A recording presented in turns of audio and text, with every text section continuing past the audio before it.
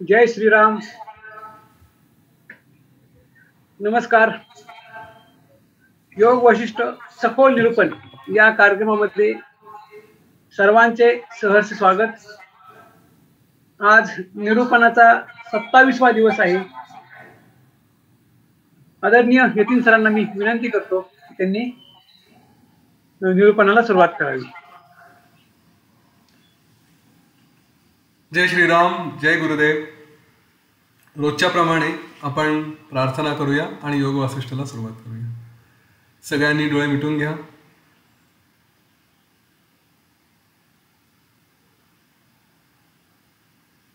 श्लोक म्हणण्यासाठी एक खोल दीर्घ श्वास घेऊया.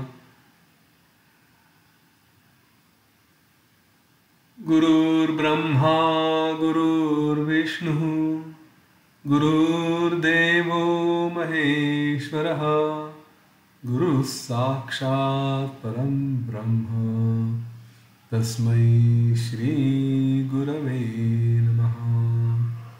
तस्मै श्री श्री गुरवे नमः.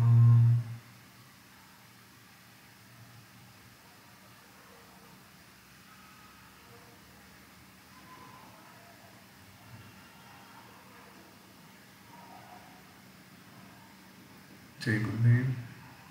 हो वाल डोळे उघडूया. विद्याधरजी, सुरू करण्यापूर्वी जरा पुस्तकांबद्दल सांगा. म्हणून नंतर सांगा साहेब, बाकी लोक आल्यानंतर शुभ सांगतो. चालेल ना? बाकी लोक जेव्हा थोडं होत आहे काय चालेल.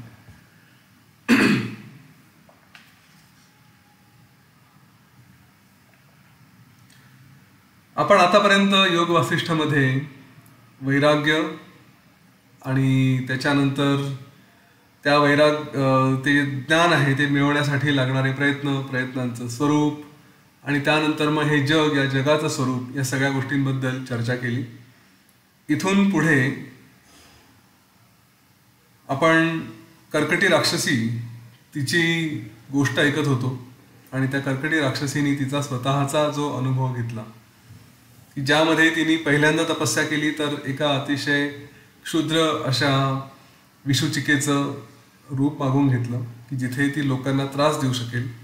दुसऱ्यांदा पुन्हा तिने तपस्या केली, त्यावेळेस काय मागावं हेच सुचलं नाही, कारण सगळंच काही आहे. ती आत्मज्ञानी होऊन गेली आणि त्यावेळेस ब्रह्मदेवाने तिला सांगितलं की तू पुन्हा पूर्वीचं शरीर प्राप्त करशील आणि ते शरीर प्राप्त केल्यानंतर तुला त्याच्या पोषणासाठी, त्याला चालू ठेवण्यासाठी तुला जे काही करायची आवश्यकता आहे ते तू करू शकशील आणि तरीही तुझी ध्यानाची अवस्था ही काही बिघडणार नाही.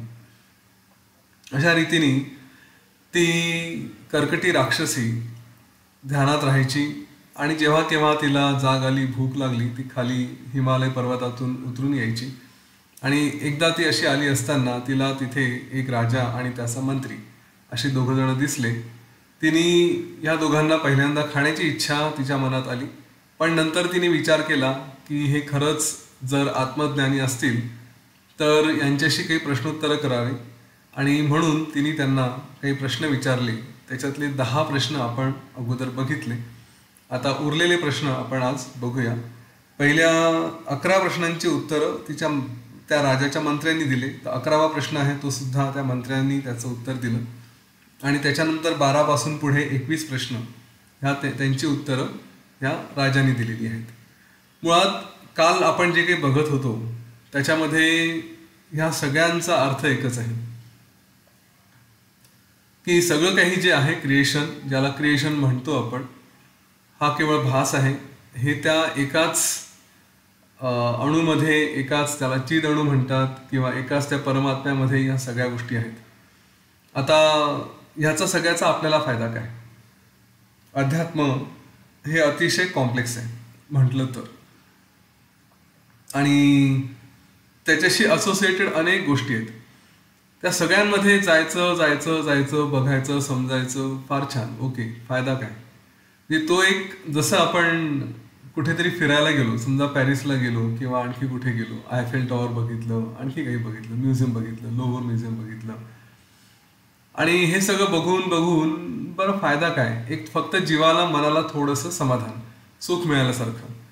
तसं हे अध्यात्मशास्त्राचंही आहे. हाही एक टूर आहे अनेकांसाठी, की जिथे बघू आणि समजू, पण ओके, रोजच्या जीवनामध्ये याचा फायदा होतोय की नाही त्या दृष्टीने विचार झाला पाहिजे. नाहीतर काय होतं, एकाच गोष्टीच्या मागे लागत जातो आणि मग त्याची अप्लिकेशन कधी करायची, त्याचा उपयोग हा कदाचित पुढच्या जन्मात वगैरे करायचा.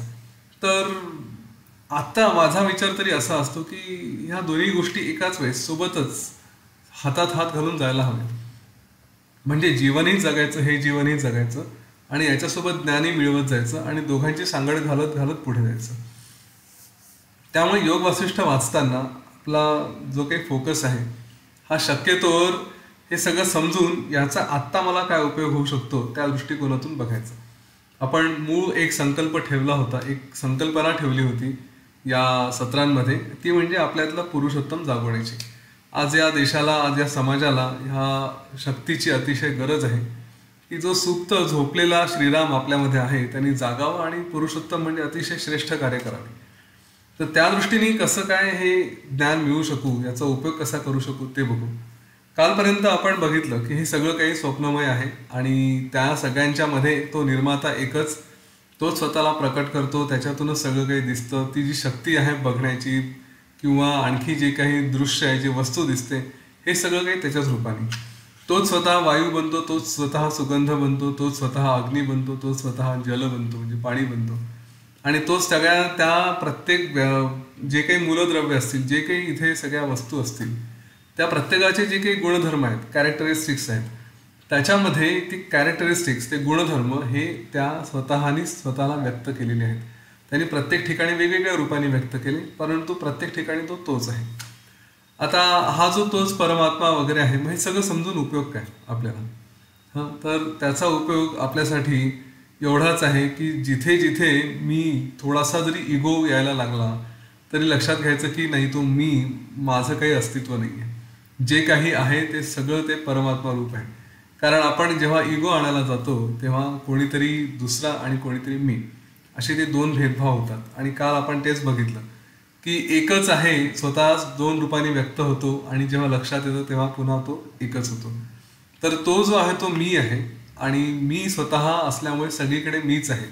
त्याच्यामुळे कोणाबद्दल भेदभाव नाही आणि मग स्पर्धा नाही, ईर्ष्या नाही, कोणाबद्दल इगो नाही. इगो म्हटल्यानंतर आपण श्रेष्ठ तर दुसऱ्या कोणाला तरी कुठेतरी आपण खाली समजतो.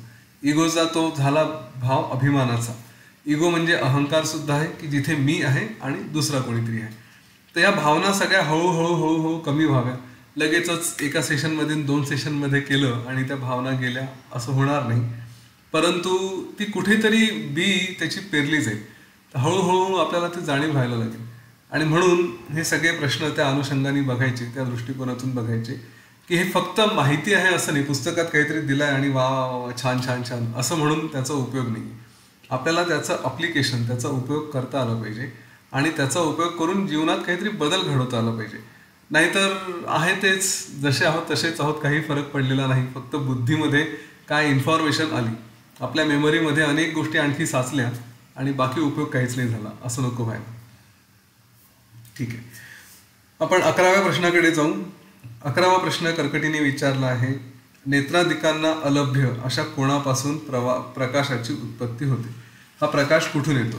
मुळात प्रकाशाचा प्रश्न काय येतो तर जेव्हा आपण एखादी वस्तू बघतो, एखादी गोष्ट दिसते आपल्याला, तर ती प्रकाश असल्याशिवाय दिसत नाही. अंधार असेल तर अंधारामध्ये आपल्याला कुठली वस्तू दिसणार नाही आणि थोडासा तरी प्रकाश पाहिजे. तर हा प्रकाश हा येतो कुठून? हा सहजासहजी कोणाला सापडत नाही. तर त्याचं उत्तर देताना तो मंत्री सांगतो की हा परमात्मा नेत्रांना अलभ्य, अनुभवरूप, हृदय गृहातील दीप, सर्व सत्ताप्रद आणि अनंत असल्यामुळे त्याला परमप्रकाश ही संज्ञा प्राप्त झाली. मनासहित 6 इंद्रियांना अगोचर अशा ह्या परमप्रकाशापासून अहंकार, मन, बुद्धी इत्यादींची प्रवृत्ती होते. अर्थात देह, इंद्रिय आणि विषय यांच्या ठिकाणी जी दृश्यता आलेली आहे ती या परमात्म्यामुळेच. सरळ सरळ जे काही नुसताच प्रकाश म्हणजे वस्तू दिसणं असंही नाही, तर याच्यात ती एक जाणीव की ज्याच्यामध्ये काही आहे आहे आहे, हा सुद्धा प्रकार यांनी प्रकाशासह म्हणजे प्रकाशाच्या माध्यमातून सांगण्याचा प्रयत्न केला आहे. ते त्यांनी सांगितलं की या परमप्रकाशापासून अहंकार, मन, बुद्धी इत्यादींची प्रवृत्ती होते. तर खरं म्हणजे अहंकार, मन, बुद्धी ह्या गोष्टी बघण्यासारख्या नाही. कोणीही आपलं शरीर एखाद्याचं कापून दाखवावं की अच्छा याच्यात हा इथे अहंकार आहे, याच्यात अहंकार म्हणजे तो मी आहे ही जी एक जाणीव ती, त्याच्यानंतर इथे बुद्धी आहे, इथे मन आहे, ह्या गोष्टी दाखवाव्या असं होऊ शकत नाही. पण हा परमप्रकाश जो म्हटला आहे, हा परमप्रकाश म्हणजेच हा जो चिदणू आहे, हा परमात्मा आहे, ह्याच्यातूनच या सगळ्या गोष्टींची निर्मिती झालेली आहे. मुळातच ही निर्मिती सुद्धा ब्रह्मस्वरूप आहे. हा स्वतःच आहे आणि स्वतःलाच व्यक्त करतो या सगळ्या वेगवेगळ्या रूपातून. म्हणजे खरं म्हटलं तर मन नाही, बुद्धी नाही, अहंकार नाही. तो एक फार सुंदर श्लोक आहे, आपण ऐकलेला असेल तो आत्माष्टकम मधला, की मनोबुद्धी अहंकार चित्ता निनाहम न च श्रोत्र जिव्हे न च घ्राण नेत्रे न च व्योम भूमीर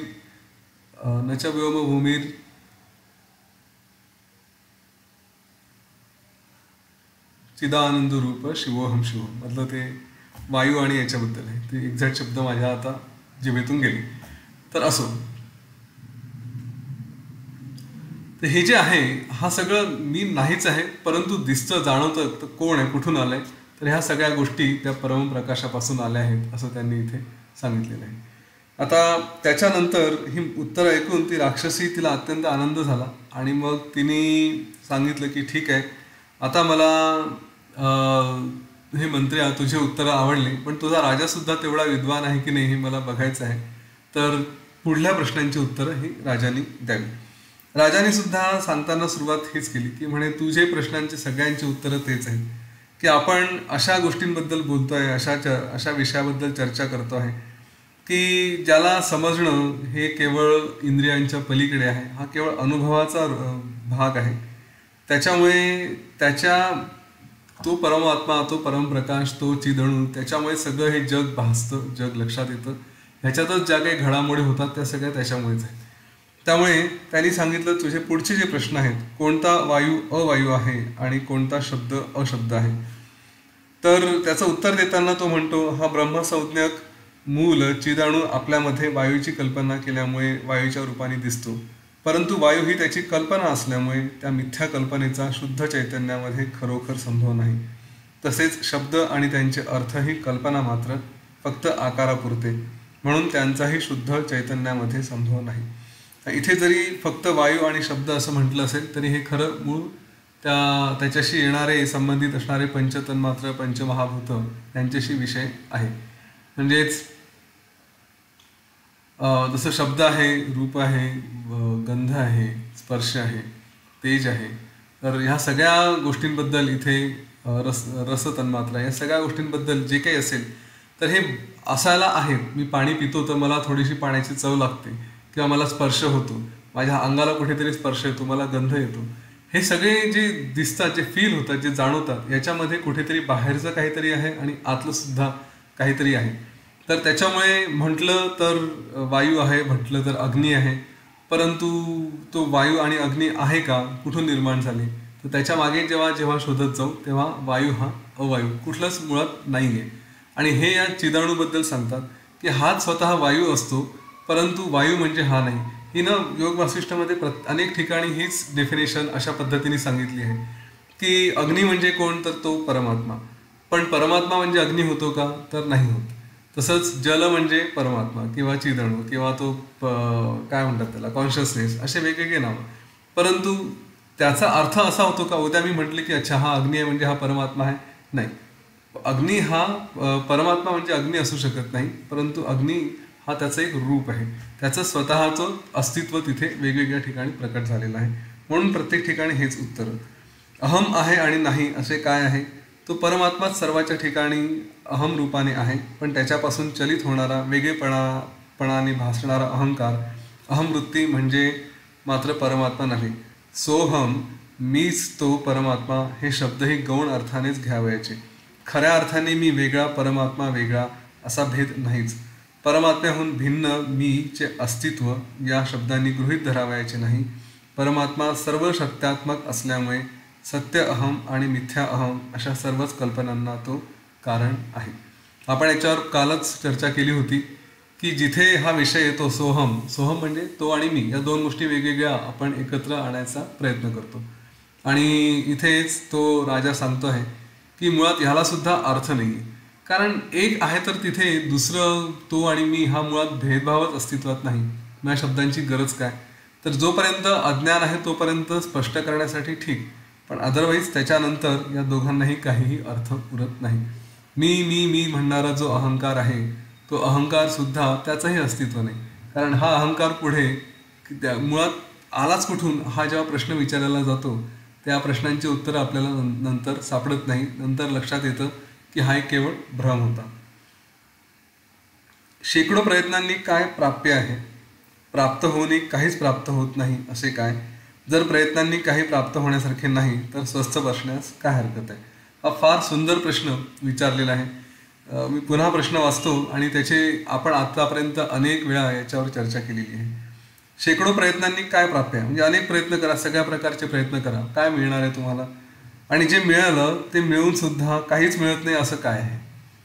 जर प्रयत्नांनी काही प्राप्त होण्यासारखे नाही, म्हणजे थोडक्यात तुम्ही प्रयत्न करा किंवा नका करू, काही झालं तरी काहीच मिळणार नाही, तर मग माणसांनी स्वस्थ बसावा, कशाला प्रयत्न करावे, अशा टाईपचा हा प्रश्न आहे.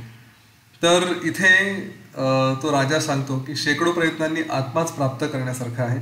तो एकदा प्राप्त झाला म्हणजे प्राप्त होण्यासारखे दुसरे काही शिल्लक राहत नाही. आणि आत्माची प्राप्ती झाल्यानंतर वेगळे काही मिळते असेही नाही. आत्मा हा अनादि सिद्ध प्राप्तच आहे. त्यामुळे तो अन्य साधनांनी प्रयत्नांनी प्राप्त होण्यासारखा नाही. पण तसा तो अनादि सिद्ध असला तरी मूल अज्ञानाचा नाश होऊन आत्मबोध झाल्याशिवाय केवळ तोंडाने बोलल्याने जन्ममरणांच्या साखळीतून मुक्तता होणार नाही. म्हणून त्याचा बोध व्हावा यासाठी प्रयत्न करणे आवश्यक आहे. हा जो विषय आहे हा योग वसिष्ठ ऋषींनी पुन्हा नंतर सांगितला आहे. रामाने हा प्रश्न विचारला होता की एवढं सगळं आहे, शेवटी आत्मा आत्मा आणि मी म्हणजे आत्मा, मग प्रयत्न कशाला करायचे?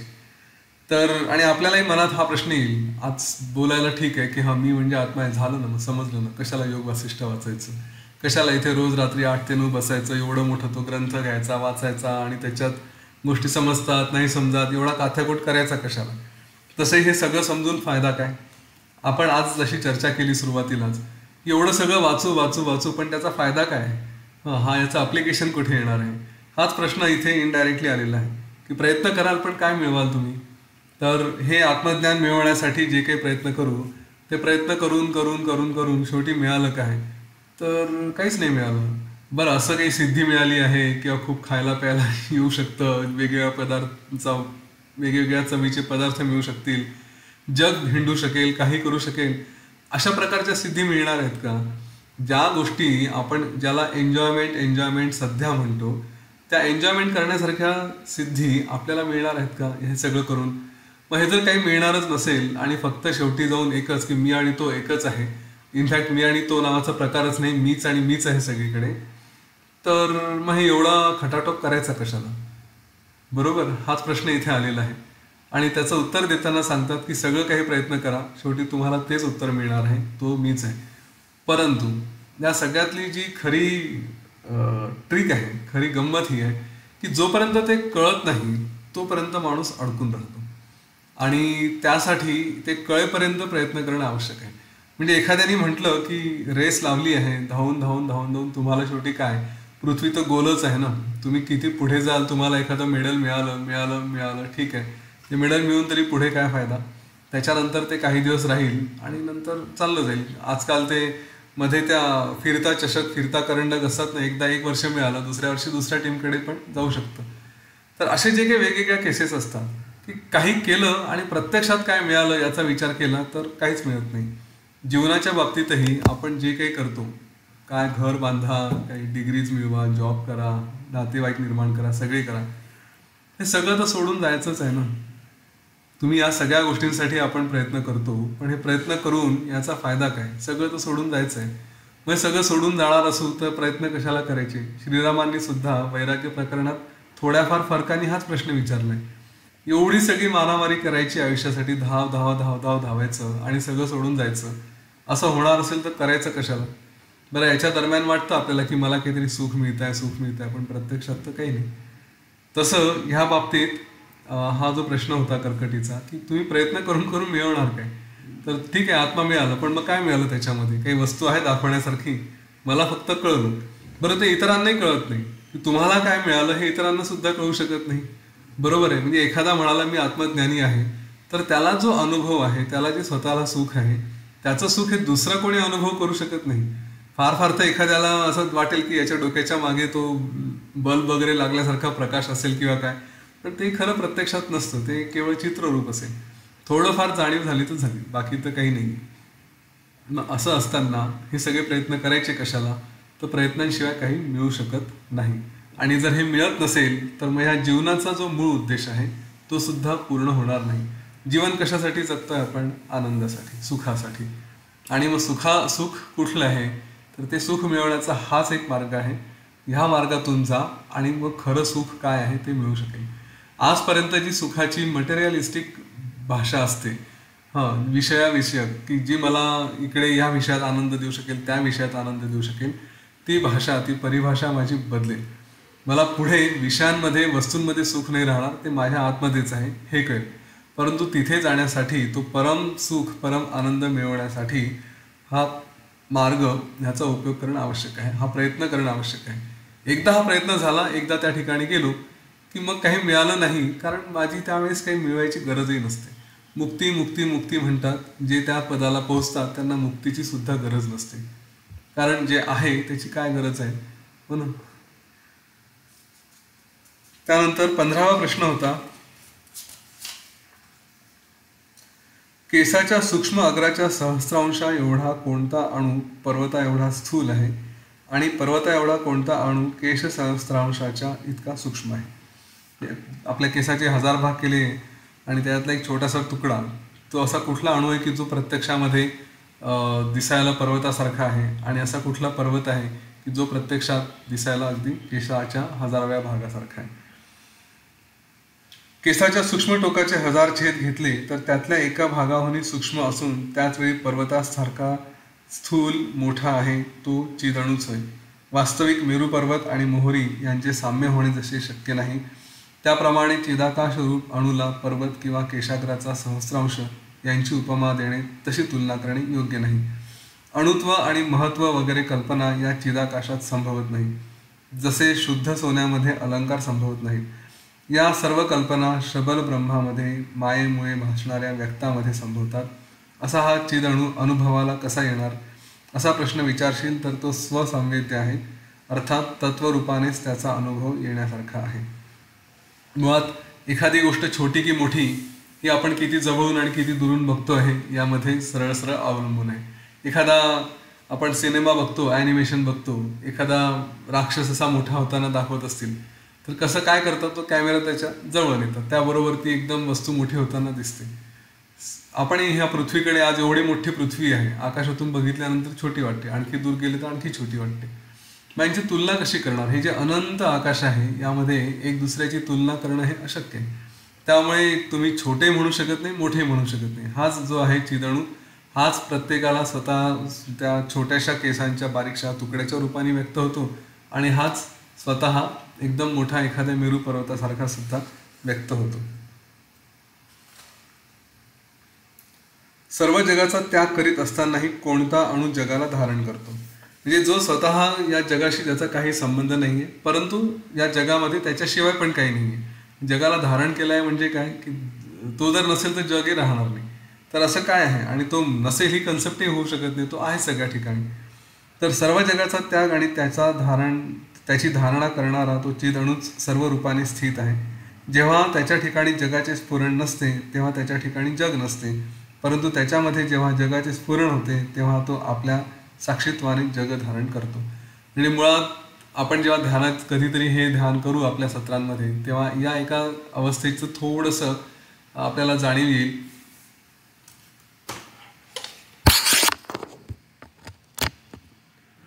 की सगळ्या गोष्टी सोडून द्या सोडून द्या सोडून द्या अशा स्थितीत असतो. म्हणजे हे जगसुद्धा जग नाहीच आहे, सगळा भ्रम आहे. मग केवळ मी आहे मी आहे, आणि नंतर एका अवस्थेत मी आहे असंही म्हणायची गरज नसते, बस आहे अशीच अवस्था असते. तर ती जी स्टेट आहे की जिथे केवळ अनुभव आहे फक्त, त्याच्यात बाकी काहीच नाही, आणि तीच अवस्था म्हणजे तो परमाणू, तो चिदअणू, तोच परमात्मा, त्या अवस्थेत आपण राहतो. त्याच्या दृष्टीने जगात काही झालं काय, नाही झालं काय, यांनी त्याला काही फरक पडत नाही. मुळात हे सुद्धा स्वतःसाठी ॲप्लिकेबल आहे. हा जो परमात्मा आहे, मी जर त्या रूपात आहे, माझं मूळ स्वरूप तेच आहे, तर आजूबाजूला कितीही काहीही घटना घडल्या तरी स्वतःला एक हा विश्वास द्यावा की ठीक आहे, हे दिसायला, हे भ्रम, हे स्वप्न या रूपाने या सगळ्या गोष्टी घडत आहेत, मला प्रत्यक्षात काहीही फरक पडत नाही. हे जेव्हा आपण स्वतःला समजवतो त्याच्यानंतर मग कुठल्याही लहान सहान गोष्टींनी डिस्टर्ब होणं, इकडे तिकडे हलणं किंवा स्वतःला त्रास करून घेणं, या सगळ्या गोष्टीतून सहज आपण सुटू शकतो.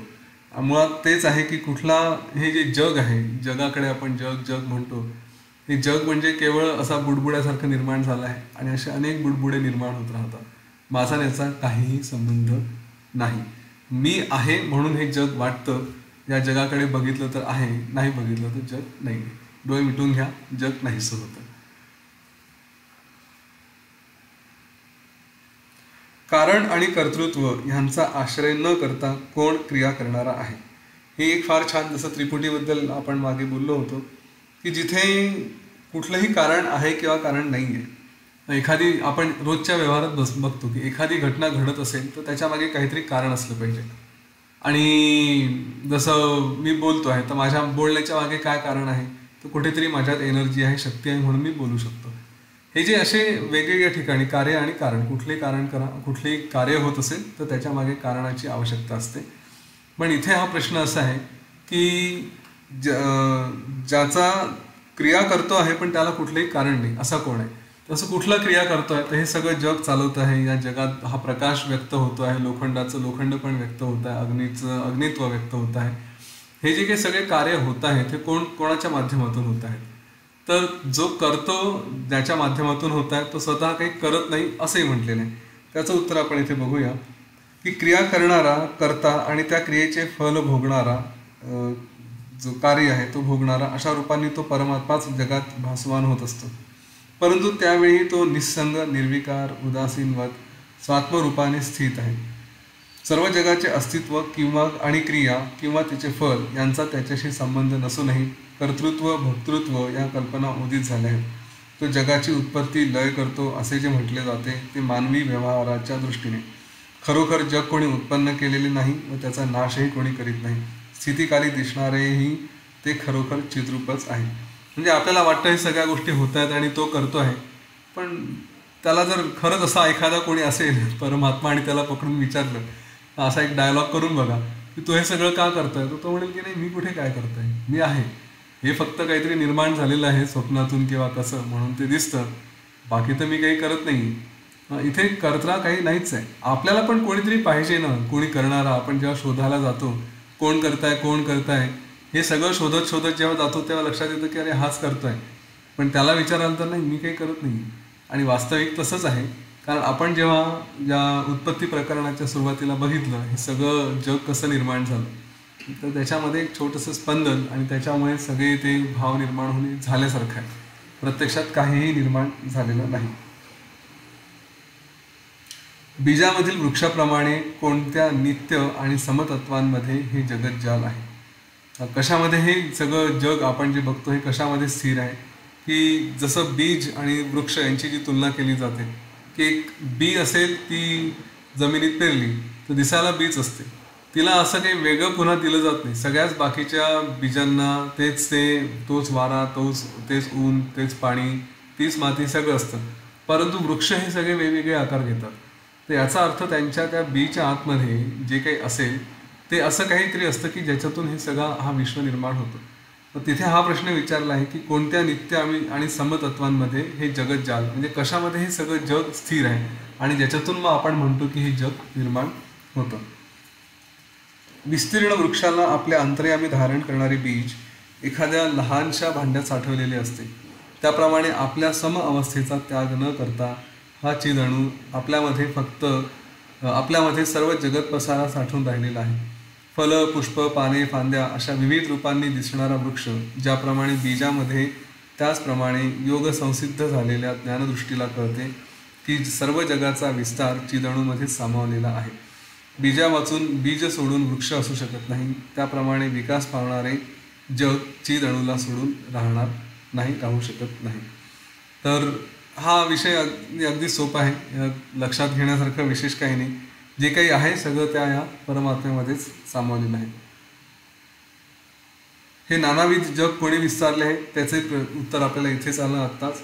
आणि त्याच्यानंतर हे जे 2 प्रश्न आहेत, कोणाच्या आधारावर तू भाषण करतोस, प्रजांचे पालन करतोस आणि शत्रूंचा संहार करतोस, कोणाच्या दर्शनाने तू तद्रूप झाला आहेस अथवा तुझी नित्यस्थिती आहे काय. हे जे प्रश्न होते की कोणाच्या आधारावर तू भाषण करतोस, म्हणजे तू कोणाच्या आधारावर तुझं अस्तित्व आहे आणि कोणाच्या दर्शनाने तू त्याच्यासारखा झाला आहे. मुळात एखादं, जसं आपण हिंदी सिनेमाचे स्टार्स वगैरे बघतो किंवा त्यांना फॉलो करणारे लोक बघतो, तर हे अनेकदा वेगवेगळ्या ठिकाणी आपण बघितलं की एखादी ड्रेसची स्टाईल आली की लोकसुद्धा त्या प्रकारचे ड्रेसेस घालायला लागतात, जे फिल्म स्टार्स घालतात तेच. म्हणजे कोणाला तरी बघून आपण काहीतरी फॉलो करतो, त्याच्यासारखं त्याच्याच रूपात आपण जायचा प्रयत्न करतो. आर्ट ऑफ लिव्हिंगमध्ये आम्ही बरेच जण असे आहोत की जे व्हाईट ड्रेसमध्ये अतिशय इंटरेस्टेड असतो. बरेचसे लोक कोणीतरी बाहेरून प्रश्न विचारतात, तुम्ही दाढी का वाढवतात, हे का वाढवतात, तुमच्या गुरूंचा युनिफॉर्म आहे का वगैरे, असे प्रश्न येतात अनेकांचे. तर त्यांना असं वाटतं की चला गुरूंकडे बघून हे लोक त्यांच्यासारखेच कपडे घालायचा प्रयत्न करतात किंवा त्यांच्यासारखाच अवतार ठेवायचा प्रयत्न करतात. असे एक भावना असते विचारणाऱ्यांची. जे करतात त्यांना त्यांचं माहिती का करतात आणि काय करतात ते. मुद्दा हा आहे की इथे राजाला त्यांनी कर्कटीने प्रश्न विचारला की तू कोणाकडे बघून त्याच्यासारखा झाला आहे किंवा त्याच्यासारखा होण्याचा प्रयत्न करतो आहे आणि तुझं अस्तित्व हे कशाच्या आधारावरती आहे. तिथे राजाने उत्तर दिलं, हे राक्षसी, तू मी अशा द्वैत रूपाने भासणाऱ्या माझ्या सर्व क्रिया आत्मबोधामुळे मला स्वप्नस्थितीतील क्रियांप्रमाणे भासत आहे. मी जरी संसारात वावरताना दिसत आहे तरी अखंड ब्रह्मानुभावामुळे माझी अद्वितीय स्थिती केव्हाच नाहीशी होत नाही. तिच्या त्या दोन्ही प्रश्नांचं उत्तर यांनी असं इनडायरेक्टली दिलं आहे की मी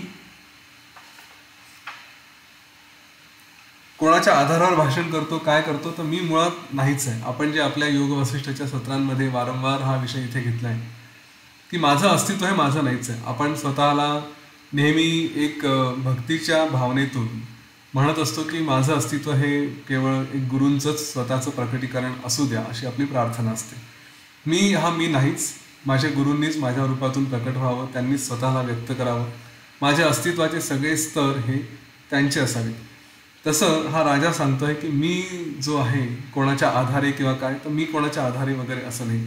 मी आणि तो जो काही परमात्मा आहे हे एकरूप आहे ही भावना असल्यामुळे त्याचा आधार म्हणजे तोच स्वतःला प्रकट करतो असं मी समजतो आणि त्या आधारेच मी ह्या सगळ्या प्रजेचं पालन वगैरे करत असतो.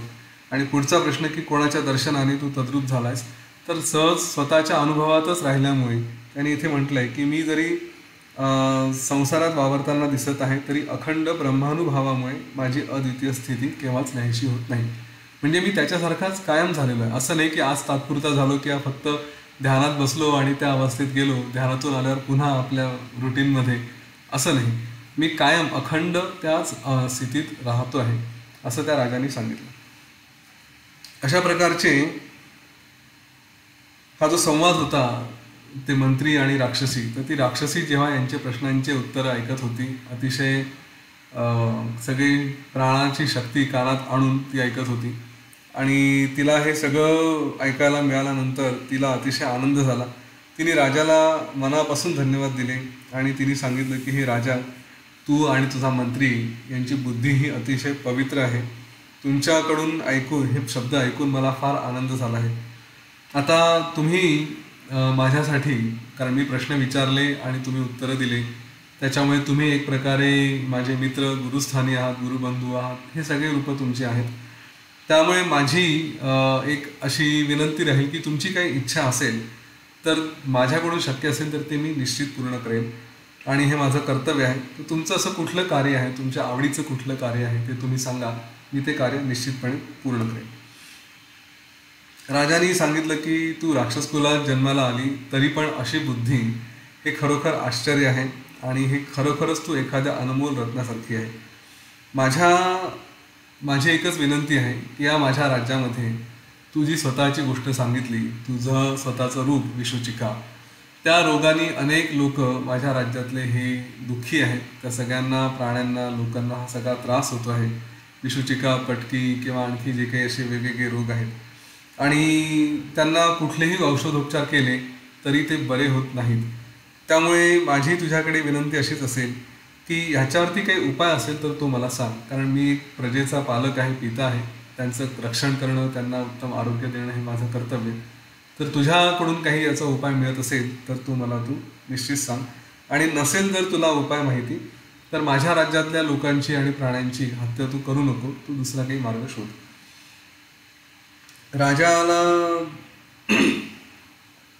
राजाची ही विनंती ऐकून ती राक्षसी अतिशय आनंदी झाली. ती म्हणाली की मी मार्ग सांगेन. परंतु जेव्हा तिने सांगितलं तर राजाच्या मनात तोच प्रश्न आला की हिने जर कोणाला खाल्लंच नाही, कोणाची हिंसा केलीच नाही, तर हिचं पोट कसं भरेल, हा प्रश्न त्या राजाला पडला. आणि त्यावेळेस ती कर्कटीने बरोबर तो प्रश्न ताणला आणि ती म्हणाली की राजा, तू माझी काळजी करू नकोस. मी हिमालय पर्वतावरती नेहमी आत्ममग्न ध्यानात राहायची. आताही मी तसंच करेल. हे शरीर अतिशय क्षुद्र आहे. मला जे काही सगळं प्राप्त करायचं ते सगळं मिळालेलं आहे. त्याच्यामुळे मी आपली आत्म्याच्या धारणेने स्वतःमध्ये स्वतः राहील. जेव्हा माझा अंतकाळ जवळ येईल तेव्हा अगदी सहजपणे मी हे शरीर सोडून देईन. त्यामुळे आजपासून मी कोणत्याही प्राणाचा घात करणार नाही, कोणत्याही प्राणाचं नुकसान करणार नाही. आणि हा जो काही तुझ्या राज्यातल्या लोकांना आत्ता जो काही त्रास होतो आहे त्यासाठी मला ब्रह्मदेवानी जो मंत्र दिला होता तो मंत्र मी तुला आणि तुझ्या मंत्र्याला सांगते. ह्या मंत्राचा उपयोग करून तुम्ही आपल्या वैद्यांमार्फत किंवा कसेही आपल्या प्रजेला आजारातून मुक्त करू शकता. त्यासाठी हा मंत्र देण्यासाठी आपण सगळे नदीवर जाऊ. तुम्ही तिथे स्नान करा आणि मी तुम्हाला तो मंत्र देते. अशा पद्धतीने मग ते नदीवर गेले राजा आणि स्नान केलं मंत्र्यांनी. आणि तिने तो मंत्र त्या राक्षसीने या दोघांना दिला. त्यांनी अतिशय एक शिष्याच्या भावनेने तिथे थांबले आणि तिच्याकडनं तो मंत्र घेतला. आणि नंतर मग ते दोघं जण म्हणजे मंत्री आणि राजा आणि इकडे राक्षसी एक दुसऱ्यांचा निरोप घेऊन जायला निघाले. त्यावेळेस राजा तिला म्हणाला की हे राक्षसी, तू अतिशय प्रेमळ आहेस. तू आमची दोघांचीही मैत्रीण पण झाली आहे आणि गुरु पण आहे, कारण तुझ्याकडनं आम्ही मंत्र घेतला. तर मला असं वाटतं की तू हे सगळं जो काही शरीर त्यागाचा विषय करते आहे किंवा आता हिंसा करणार नाही असं करण्याऐवजी तू एक राजस्त्री म्हणून आमच्यासोबत येऊन राहू शकते. आमच्यासोबत तू ये आणि एक साधारण स्त्री बनून आमच्याच राजगृहात राहा आणि त्यानंतर तिथे तुझं सगळी खाण्यापिण्याची व्यवस्था होईल. तू कशाला आपलं शरीर सोडते. तर त्यावरती राक्षसी अशी हसून म्हणाली की तुझा विचार चांगला आहे, पण मी जरी माझं शरीर सोडलं, शरीर बदललं तरी माझा स्वभाव बदलणं शक्य नाही. माझा स्वभाव हा हिंसेचाच राहील. मला माझं जे पोट भरायचं असेल ते मला रक्त मांस हेच घेऊन करता येईल. साधारण तुमच्या वरण भात भाजी पोळी माझं पोट भरणार नाही. तर मग यावर राजाने उपाय सुचवला. तो म्हणाला की हे बघ, तू सुद्धा माझी प्रजा आहे आणि तू माझी प्रजा असल्यामुळे तुझी काळजी करणं हे माझं कर्तव्य होतं, कारण तू माझ्या राज्याच्या परिघात येते, या भागात राहते. त्यामुळे मी तुला असा उपाय सांगतो की तू राजश्री बनून आमच्या इथे राहा आणि काही दिवस तू तुझी आपल्यामध्ये राहायची. आणि माझ्या राज्यामध्ये हे जे कोणी चोर दरोडेखोर वगैरे असतात या सगळ्यांना मी एकत्र करत जाईल, गोळा करेल. आणि मग एखाद्या दिवशी तू त्या सगळ्यांना घेऊन हिमालयात जायचं आणि अतिशय आनंदाने त्यांचं भोजन करायचं, कारण हे दंड शिक्षेला पात्र आहेत. त्याच्यामुळे यांचा वध करणं काही अपराध नाही आणि तुझंही पोट भरेल, माझ्याही राज्यामध्ये थोडा धाक राहील. असं म्हटल्यानंतर मग ती तयार झाली. मग तिने अतिशय एका सुंदर स्त्रीचं रूप घेतलं, व्यवस्थित दागिने वगैरे करून ती राजाच्या राजगृहात राहायला लागली. आणि अशा प्रकारे तिने हो हो हो हो त्या राज्याच्या ह्याच्यामध्ये राज्यामध्ये तिथे सगळं राजाच्या या निमित्ताने एक सुव्यवस्था निर्माण झाली. आणि जे कोणी चोर दरोडेखोर असायचे त्यांना असं ठरल्याप्रमाणे ती शिक्षा व्हायची. हळूहळू काही काळ असा गेला की हा राजा याचं जीवन संपलं, पुढचे राजे आले आणि ही परंपरा चालू राहिली. ही राक्षसी त्यानंतर हिमालय पर्वतात कायम राहायची आणि हे राजे त्या चोर दरोडेखोरांना कुठेतरी बांधून ठेवायचे. ती आपली ध्यानातून उतरून खाली आली की यांना घेऊन जायची, यांना नष्ट करायची. असा हा क्रम चालू लागला. काही दिवसांनी तिला सुद्धा कंटाळा यायला लागला की आता काय पुन्हा खाली जायचं, घ्यायचं, खायचं हे सगळं करण्यापेक्षा आता जाऊ दे, सोडून द्या. असा तिने विचार केला आणि त्यानंतर तिने मग खाली हिमालयातून उतरून येणं बंद केलं. ती आपल्या ध्यान अवस्थेतच राहिली आणि हळूहळू मग अनंतात मिसळून गेली. इकडे तिचं येणं बंद झाल्याबरोबर मग या राज्यामध्ये जो धाक असायचा तो उरला नाही आणि त्यामुळे थोडा अनाचार वाढायला लागला, चोर दरोडेखोरांचा सुळसुळाट व्हायला लागला. मग त्या राजांनी पुन्हा असा एक त्याच्यावर मंत्र शोधून काढला की ही जी राक्षसी होती कर्कटी, तिच्या नावाने एक मंदिर बांधलं, तिचे एक मूर्ती निर्माण केली कंदरा देवी म्हणून, आणि तिच्या नावाने मंदिर बांधून तिच्या पुढे हे चोर दरोडेखोर यांना बळी दिला जायचा की आता यांचा शिरच्छेद होईल कारण ही देवीला आम्ही बळी देतो, ही यांना खाईल, अशा भावनेतून ते व्यक्त व्हायचं. आता इथे ही गोष्ट संपताना वसिष्ठ ऋषी सांगतायत की पहा, एक राक्षस कुळात जन्मलेली जी अतिशय हीन वृत्तीची, लोकांना खाऊन आपलं पोट भरण्याची वृत्ती असलेली, ती स्वतःच्या प्रयत्नांनी आत्मज्ञानाच्या माध्यमाने आज पूजनीय, जिचं मंदिर बांधलं गेलं, अशी देवी झालेली आहे. तर हे ज्ञान हे काही केवळ फक्त उच्च कुळातले किंवा राजा किंवा ब्राह्मण किंवा असं काही यांच्यासाठी लिमिटेड नाही आहे. हे सगळ्यांसाठी आहे. प्रयत्नाच्या माध्यमातून कोणीही आत्मज्ञान प्राप्त करू शकतं. याच मध्ये आणखी हेही सांगेल, आपण जरी आत्मज्ञानाचा विषय बोलत असलो तरीही एरवी बाकीचं जे कुठलं ज्ञान असेल, जे कुठले क्षेत्र असतील जिथे आपल्याला आपला गोल, आत्मज्ञान हा आपला आध्यात्मिक गोल झाला, परंतु एखादा गोल असा असेल की करिअरचा असेल, आपण आतापर्यंत UPSCचं म्हणत होतो, IITचं म्हणत होतो, हे जे काही करिअरचे गोल किंवा आणखी कुठल्या गोष्टी असतील तर त्यामध्ये तिथे आपल्याला हे सगळं प्रयत्नांनी साध्य होऊ शकतं. कुठल्याही एका क्षेत्राची, एका कुळाचीही मक्तेदारी नाही, या गोष्टीची जाणीव इथे करून दिली आणि ते तिथपर्यंत पोहोचून आपण पूजनीय वंदनीय होऊ सुद्धा शकतो. मुळात हा गोल नसतो, आपण पूजनीय वंदनीय व्हावा हा गोल नाही. आपण अगोदरच बघितलं, आयुष्यात जे काही करायचं आहे ते शरीर आहे आणि उत्तम श्रेष्ठ कार्य करायचे आहे, कारण बाकीचे श्रेष्ठ लोक ते कार्य करत आहेत, तशा प्रकारचे कार्य करतात, म्हणून आपणही करायचं. या उद्देशाने पुढे जीवन न्यायचं आहे. त्याच्यामुळे कुठल्याही बंधनात किंवा मला काही लिमिटेशन्स आले, माझ्याकडनं होत नाही वगैरे वगैरे असले कारणं देऊन रडत बसण्यापेक्षा, थांबण्यापेक्षा अखंड प्रयत्न करून तुम्हाला हवं ते प्राप्त करता येऊ शकतं आणि त्याला कुठलंही बंधन नाही, कुठलेही मूळ कूळ या गोष्टींची गरज नाही. हेच या गोष्टीतून इथे सांगितलं. वसिष्ठांनी सरळ म्हटलं आहे की कोणत्याही ठिकाणी जशी भावना ठेवाल तसंच तुम्हाला त्याचं फळ मिळतं. हिने सुद्धा आत्मभावनेने सगळं कार्य केलं तर तिला त्याची उत्तम फळ मिळाले, अशीची पूजा होते आहे. इथे हा अध्याय, ही कर्कटी राक्षसीची गोष्ट थांबते आणि इथून पुढे मग वसिष्ठ ऋषी आणखी थोडंसं मार्गदर्शन करतात, थोडं मनाबद्दल सांगतात आणि मग मनाची शक्ती काय काय असू शकते, सोबतच हा भ्रम म्हणजे नेमका कसा आहे याचं सांगण्यासाठी आणखी एक गोष्ट ही आपण उद्या बघू. ती आहे 10 इंदू पुत्रांची. तर ती गोष्ट आपण उद्या ऐकूया. आजच्या पुरते आपण विश्राम घेऊ. 1-2 मिनटं डोळे मिटून आपण पुन्हा थोडा विचार करू आणि नंतर काही प्रश्नोत्तर असतील तर ते घेता येतील. त्याच्या अगोदर डोळे मिटून विचार करू आणि नंतर मग विद्याधरजींनी हे जे पुस्तक आणले, पुस्तकांच्या मागे एक फार छान गोष्ट आहे, ते सांगतील, त्याचं रहस्य काय तेही सांगतील. तोपर्यंत आपण थोडे शांत बसूया, डोळे बंद करू.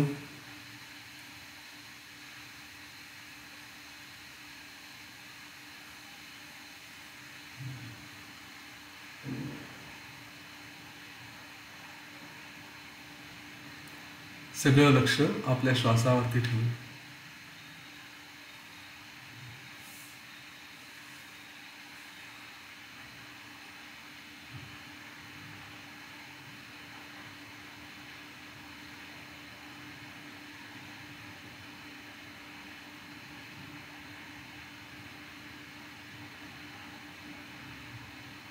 श्वासासोबत मंत्र पण ठेवू.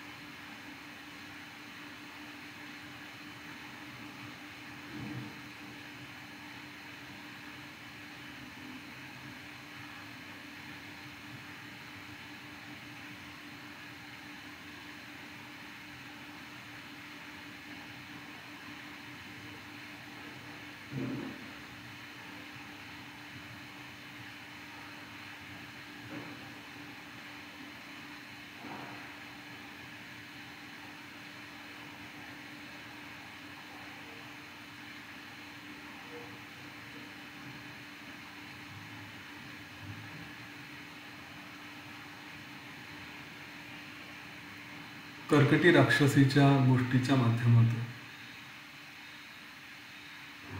जे अनेक संदेश आपल्याला मिळतात, त्यातला एक महत्त्वाचा संदेश, आपण कोणीही असलो, कितीही चुका केल्या असल्या,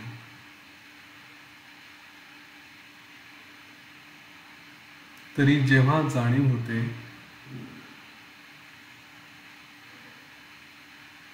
आपल्या चुकांची असेल, घडलेल्या घटनांची असेल,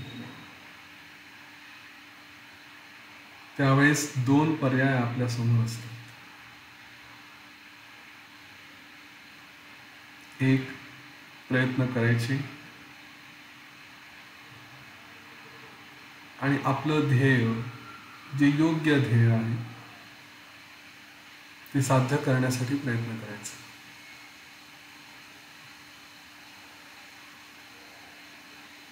आणि दुसरं, स्वतःला दोष देत किंवा परिस्थितीला दोष देत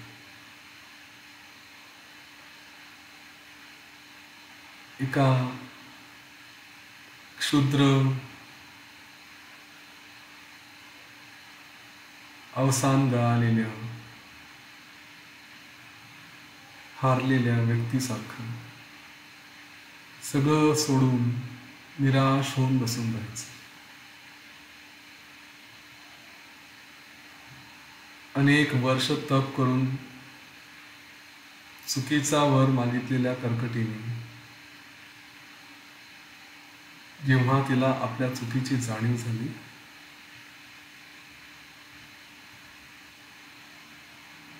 एवढं कर्म ज्याच्यात फक्त हिंसाच भरलेली आहे,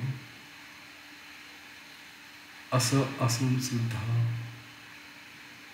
सत्प्रयत्नांनी, सन्मार्गाने ती पूजनीय झाली. त्यामुळे आयुष्यात केव्हाही परत येता येऊ शकतं. निदान प्रयत्न तरी करायला हरकत नाही. काही न मिळण्यापेक्षा काहीतरी मिळेल. म्हणून सन्मार्गावरती कायम राहण्याचा प्रयत्न करावा, जेव्हा जसं मिळेल तेव्हा.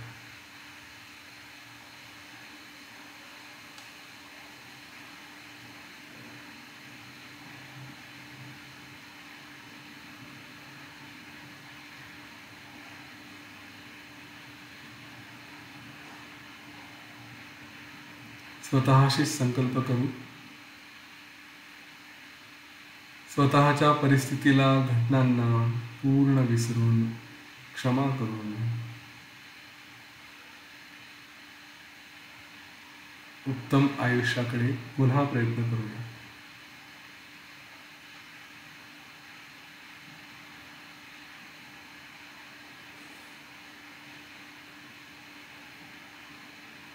ओम गुरवे नमः.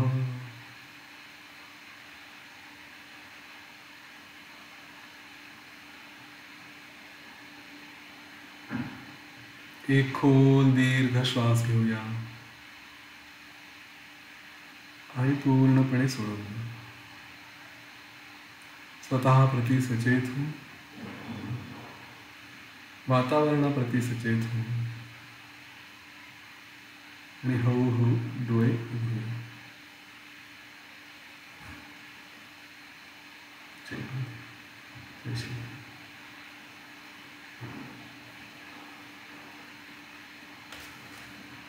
स्टुडंट्सनी विशेष करून हा अध्याय लक्षात ठेवावा. परीक्षा जवळ येते तेव्हा टेन्शन येतं.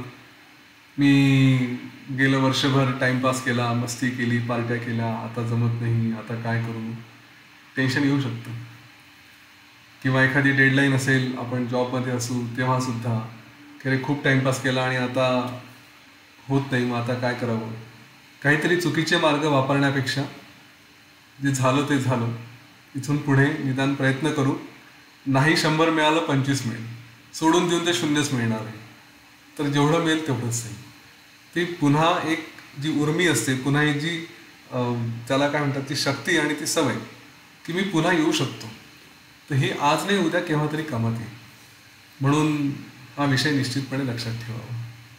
मी इथे थांबतो. जय श्रीराम, जय गुरुदेव. विद्याधरजी, तुम्ही सांगा पुस्तकांची गोष्ट. स्वतःला अनम्यूट करा, अनम्यूट करा स्वतःला. जय श्रीराम. हे योगशिष्टचे जे 9 भाग आहेत, तर हे आपण सुमनताईंचा आपण हे आता आपण अभ्यास करतोय, हे करतोय. तर हे सोप्या भाषेत आहेत, सुंदर आहेत.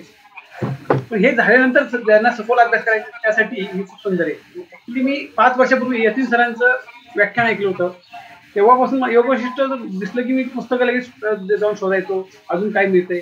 सुमनताईंचं मी तेव्हा घेतलं होतं. तेव्हा मला एक छोटंसं मिळालं पुस्तक, एक 25-30 पानांचं ज्ञानेश्वर महाराजांचं योगशिष्ट असं एक पुस्तक मिळालं होतं. मी त्याच्यावर बऱ्याच लोक त्यात प्राकृत होतो, संस्कृतही नव्हतं, मराठी नव्हतं. मला काहीच कळत नाही. मी काही लोकांना दाखवलं त्यातल्या. तर नंतर असं कळलं की ज्ञानेश्वर महाराजांनी योगशिष्ट लिहिलेलंच नाहीये. योगशिष्ट मधलं ज्ञान त्यांनी ज्ञानेश्वरीमध्ये बरंच हे केलंय.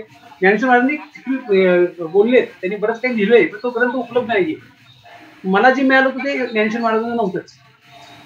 आता मध्ये मी परवा वारजेला गेलो होतो. आपल्या ग्रुपमध्ये हे जयश्रीताई जोशी आजी आहेत, त्यांना योगशिष्ट 2 पुस्तकं पाहिजे सुमनताईंची. तर त्यांना त्यांच्या तिथे त्यांनी मग मी द्यायला गेलो. त्यामध्ये आमच्या ते रद्दी दुकान आहे, तिथं मी मला हे पुस्तक दिसलं. त्यांना म्हणलं एक पुस्तक द्या. तर ते रद्दीवाला म्हटलं नाही, 9 भाग आहेत, सगळे घ्यावं लागतील. त्यामुळे म्हटलं मी नाही घेतलेलं नाही. आणि त्याची किंमत त्याने काही 3,500 सांगितली वगैरे, काही सांगितली, खूप हे जुने असं वगैरे. म्हटलं ठीक. मग मी त्या दुकानात गेलो, रद्दीवरशी बोललो, म्हटलं मला पाहिजे, बोल काय. मग आज मी शेवटी तेव्हा जाऊन तुम्ही आज परत जाऊन तुला एक काय आजच्या मुहूर्तावर आज नवीन वर्षाच्या आपल्या ग्रुपसाठी मी अभ्यास आपल्या सगळ्यांसाठी आहे. ह्या ऍक्च्युली सुमनताईंचं पुस्तक अभ्यास झाल्यानंतर डिटेल अभ्यास करण्यासाठी थोडं ह्याच्यामध्ये ते विदर्भ मराठवाडा बुक कंपनी यांचं आहे. आणि हे जे हे केलेलं आहे, संस्कृत संहिता वासुदेव शास्त्री, लक्ष्मण शास्त्री, पंचीकर यांनी हे केलेलं आहे. आणि ह्याच्यामध्ये पहिला प्रत्येक ह्याच्यावर हे आपलं हे जे आहे आपलं निर्वाण प्रकरण, त्याच्यावर 3 पुस्तकं आहेत. नुसत्या निर्वाण प्रकरणावर 7, 8, 9 ही 3 पुस्तकं आहेत. आणि पहिलं दुसरं तिसरं असे प्रकरण आहेत. ह्याच्यामध्ये अर्ध पुस्तक हे त्या आपल्या त्या प्रकरणाचा अर्थ आहे मराठीमध्ये, आणि निम्म नंतर पुढे असे श्लोक आहेत संस्कृत मधले, मी तुम्हाला दिसत असतील. हे सगळे संपूर्ण सगळे श्लोक यात दिलेले. आणि जो अर्थ जो दिलाय तो त्या श्लोकांवाईज दिलेला आहे. आणि ह्याच्यामध्ये मला वाटतं सर्ग आहेत, 216 सर्ग आहेत. आणि प्रत्येक सर्ग मध्ये पुढे 80, पुढे 40, पुढे 100 असे श्लोक आहेत. तर हे असं डिटेल अभ्यास करण्यासाठी खूप चांगलं आहे. आधी सुमनताईंचा आधी अभ्यास केला पाहिजे. ते झाल्यानंतर मग हे जर कोणाला हवं असेल तर आपल्या ग्रुपसाठी आहे. मी पुण्यात असतील तर मी पाठवितो, बाहेर जरी असेल आणि एका वेळेस एकानं एक महिनाभर अभ्यास केला, परत दिलं दुसऱ्याला परत हे करते. आणि सखोल अभ्यास करायचा. संस्कृती श्लोक पण यात आहेत, ज्यांना संस्कृत हे करून हे करायचंय. खूप सुंदर आहे. म्हणजे मला ते इतकं म्हणजे म्हटलं ठीक आहे आपण संग्रही पाहिजेत. मी परवाच म्हटलं होतं आणि मला आज मिळालेत, हे याचा मला आनंद झालाय. तर तुम्हाला तुमच्यापैकी ज्यांना हवा असेल तर तुम्ही आपण शेअर करू शकतो. किंवा आता ह्याचं बघू, हे नंतर झेरॉक्स काढून खूप मोठे आहे, एवढं हे नाहीये. आणि पण हे बाहेर आता बाजारात जास्त शेतकरी मिळत नाही. याचं ऍक्च्युली प्रकाशन पुण्यातलंच आहे, मी पाहतो. तसं असेल तर तुम्हाला ते नवीन सेट मिळतोय का, तसंही आपल्याला पुन्हा हवा असेल तर आपण हे करता येईल. त्याचा पत्ता जो आहे इथला शुक्रवार पेठ, शनिवार पेठ वगैरे असेच आहे. प्रकाशन वगैरे जे आहे, प्रकाशक आहेत 1334 शुक्रवार पेठ, अक्षर दोन्ही नारायण पेठतली आहे. सगळं इथलंच आहे. नाव जरी त्याचं विदर्भ मराठवाडा बुक कंपनी असलं तरी ते पुण्यातच त्याचं हे आहे. तर जर कोणाला हवा असेल तर मला हे करा. आधी पहिली गोष्ट सुमनताईंचा आधी अभ्यास करूया, कारण त्यात हे आहे. नंतर मग आपण ह्याचा अभ्यास करावा, कारण आधी हे नको. सुमनताईंचा त्यांनी खूप सुमंतांनी थोडक्यात आणि आपल्या सोप्या भाषेत दिलेले. ह्याच्यामध्ये प्रत्येक श्लोकाचा अर्थ आहे, श्लोक वाईज अर्थ आहे. तर तो ज्यांना स्पेशल अभ्यास करायचा त्यासाठी हे खूप चांगलं आहे. तर आपल्या सर्वांसाठी आहे हा जो आपल्या जो ही ठेव मिळाली आहे ती आपल्या ग्रुपसाठी आहे. तर कुणाला हवं असेल तर आधी हा अभ्यास करूया आपण, असं मला वाटतं. बरोबर आहे तुमचं? अजून कोणाला काय प्रश्न काय आहेत का कोणाला काय?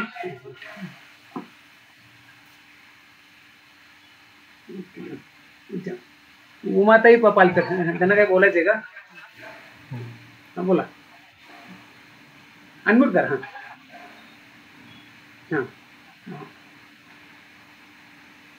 प्रथम तुम्ही जे म्हणत होतात ना आत्माष्टक, त्याच्यात होतं मनोबुद्धी अहंकार चित्तानी नाहम न च श्रोत्र जिव्हैर न च घ्राण नेत्रे न च व्योमभूमीर न तेजोन वायू. ती पंचमहाभूत होती. त्यामुळे त्याच्यानंतर तेजोर्न वायू, ती पंचमहाभूत मी नाहीये, इंद्रिय मी नाहीये, मन नाहीये, बुद्धी नाहीये, हे सगळे माझ्याहून वेगळे आहेत आणि माझं अस्तित्व हे याच्यापेक्षा वेगळं आहे. तर तुम्ही जे दुसरं ते प्रयत्नवाद ह्याचं इथे डिस्कशन आलं, तर जे अध्यात्मज्ञान आहे ते वस्तुतंत्र आहे, ते पुरुषतंत्र नाही.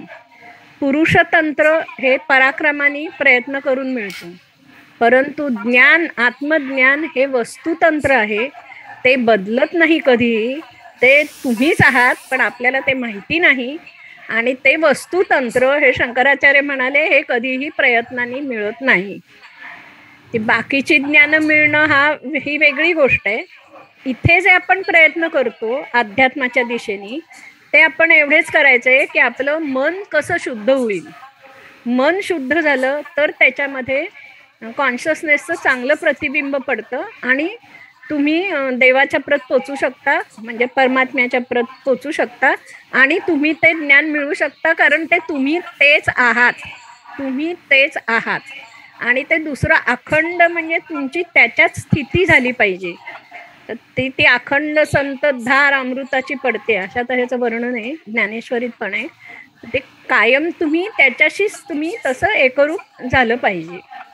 आणि हे जे आहेत की मनोबुद्धी, हे देवाने माझ्याकडे, मी त्यांचा ट्रस्टी आहे आणि मी ते उत्तम रीतीने वापरीन आणि मी निष्काम कर्म करीन, तर ती कर्म मला बांधणार नाहीत. मी एक अमुक फळाची इच्छा धरून जर का कर्म करायला लागलो तर तुम्ही कर्मबंधनातून सुटणार नाहीत. तुमच्या आयुष्याचे वेगळे वेगळे गोल असतील, ते तुम्ही परस्यू करा, पण ते निष्काम भावनेनेच केले पाहिजेत. किंवा मी बेस्ट प्रयत्न करीन, मला यश मिळेल किंवा नाही मिळेल. म्हणजे तुम्ही जसं म्हणालात की ती कर्मांची लढाई आहे, की तुमचं प्राक्तन एकीकडे आणि तुमचा प्रयत्न एकीकडे, त्याच्यातून जे काय होईल ते होईल. पण सगळ्यात उच्च जे ध्येय आहे ते आत्मज्ञानाचंच आहे. आणि आत्मज्ञान हे पुरुषतंत्र नाही. पण बाकी सगळे हे जे उपाय सांगितलेत की बाबा नामजप करा किंवा चांगली कर्म करा, हे सगळं जे सांगितलेलं आहे ते मनशुद्धी करता आहे. आणि मन जर का तुमचं शुद्ध झालं तर मग तुम्ही परमात्म्याच्या जवळ मन ओलांडून तुम्ही तिथे जाऊ शकता. Good, thank you. उमेशजी.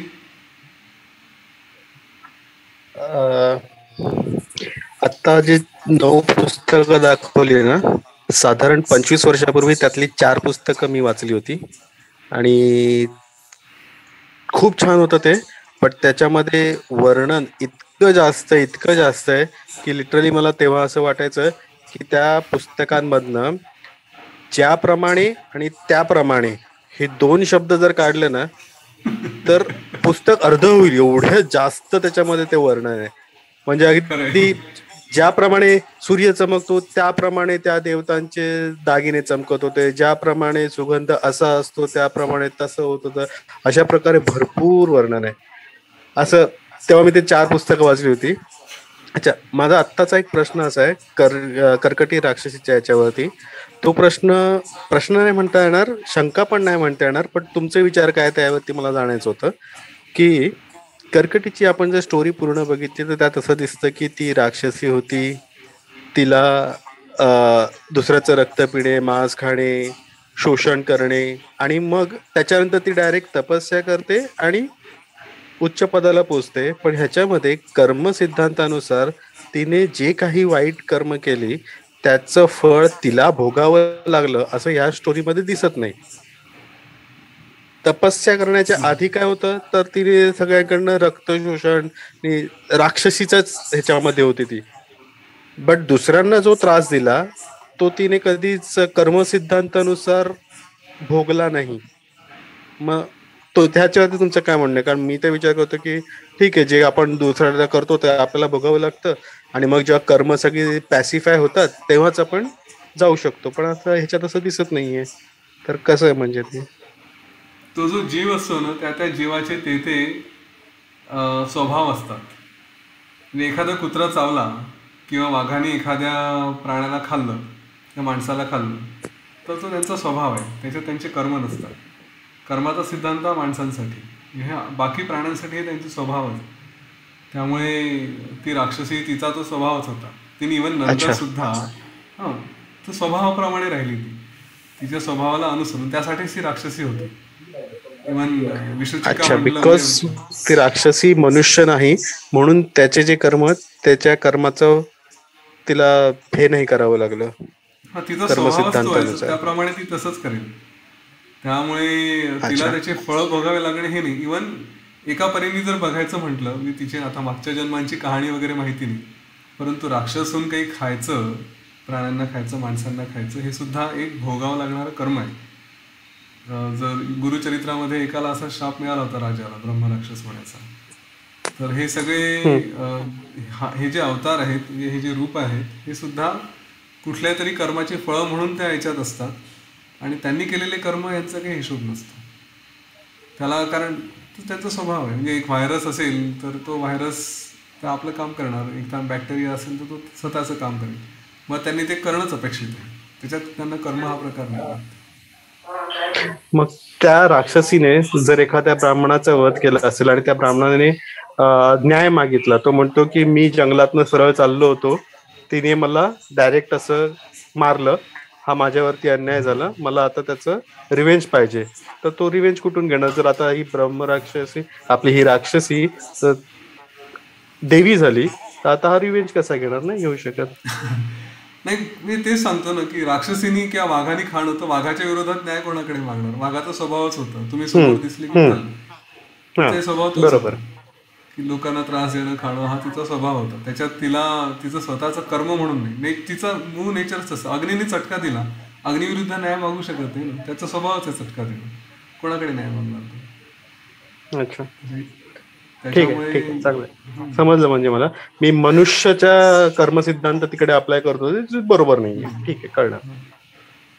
थँक्यू. किती वाजले?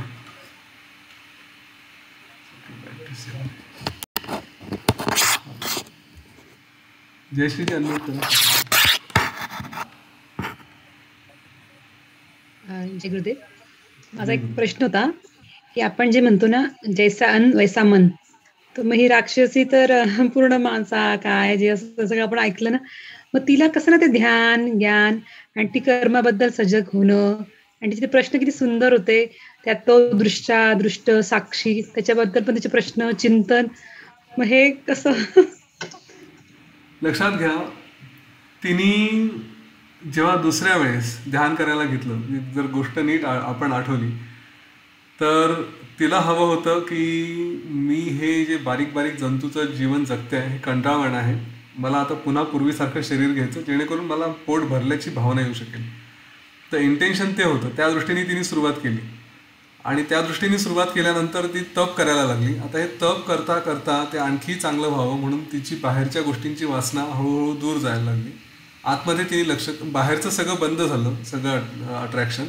मग आता काय करायचं, कुठे जायचं? तर मग आपल्या आतमध्ये काय होत आहे, मी कोण आहे, काय चाललं आहे, असं हळूहळू हळूहळू तिच्या आतमध्ये जेव्हा ती जायला लागली तर म्हणजे हा जो बॅलन्स असतो ना, हा असा तराजू, हा असा एकीकडचं वाढलं दुसरीकडचं कमी व्हायला लागलं. तसं झालं की बाहेरचं अट्रॅक्शन कमी व्हायला लागलं आणि आतलं अट्रॅक्शन वाढायला लागलं. आपोआप बाहेरचं आणखी कमी कमी होत गेलं आणि ती आतमध्ये गेली. आणि मग तिथे तिला त्या सगळ्या तपस्येमधून तिला आत्मज्ञान हळूहळू यायला लागलं की अरे मी माझं स्वरूप काय आहे. आणि मग त्यावेळेस या सगळ्या भावना चालल्या गेल्या सुरुवात तिने पुन्हा मूळ स्वरूप घेऊन पोट भरण्यासाठी, लोकांना त्रास देण्यासाठीच केली होती, दुसरी तपस्या सुद्धा. परंतु त्या तपस्येच्या माध्यमातून तिला आत्मज्ञान प्राप्त होऊन गेलं तिथे. त्यामुळे हे मन कसं शुद्ध झालं, जैसान वैसा मन, तर तिने काही 1000 वर्ष तपस्या केली असं म्हटलंय. एवढ्या याच्यात तिचं शुद्ध होऊन गेलं होतं सगळं मन. खाल्लं नाही, पिल्लं नाही, काहीच नाही, ती नुसतीच राहिली. तुमच्या प्रश्नाचं उत्तर मिळालं का जयश्री? ठीक आहे, चला थांबायचं. आणखी कोण आहे?